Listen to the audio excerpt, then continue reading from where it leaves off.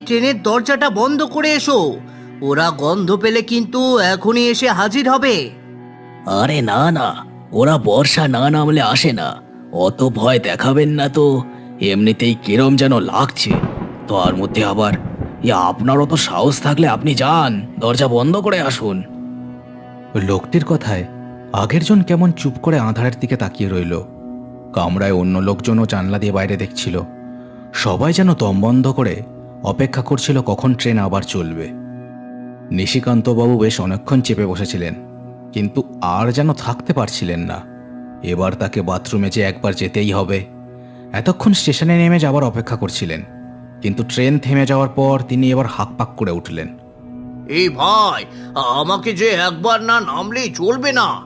তোমরা বসো, আমি ঝপ করে নেমে ছোট বাইরেটা সেরে নি, নইলে যে সবার সামনে কাপড় চোপড়ে হয়ে যাবে।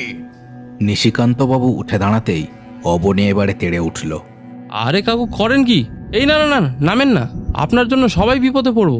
ওরে রাখ তোদের ওই ভূতের গল্প, আমি মরছি আমার জ্বালায়।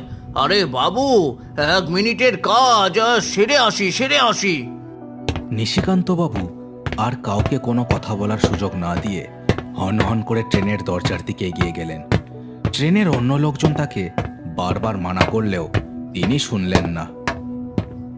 উঁচু সিঁড়ি দিয়ে একটা ছোট লাফ দিয়ে নুড়ি পাথরের ওপর নামলেন নিশিকান্ত ঘোষ। তার চেহারা ভারীর দিকে, তলপেটটা তখন টনটন করছে চাপের জন্য। নুড়ি পাথরে খড়খড় করে এগিয়ে গেলেন তিনি ঘাসের দিকে। লম্বা লম্বা ঘাস প্রায় তার গলা সমান উঁচু। এত উঁচু ঘাস কি ভারতবর্ষে জন্মায়? নিশিকান্তবাবু এত উঁচু ঘাস জীবনে এই প্রথমবার দেখলেন।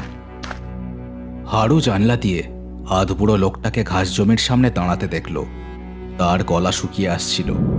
আকাশে মেঘ গুড়গুড় করে আবার একটা বাজ পড়ল হঠাৎ। সাথে সাথে ঝমঝম করে বর্ষা নামল।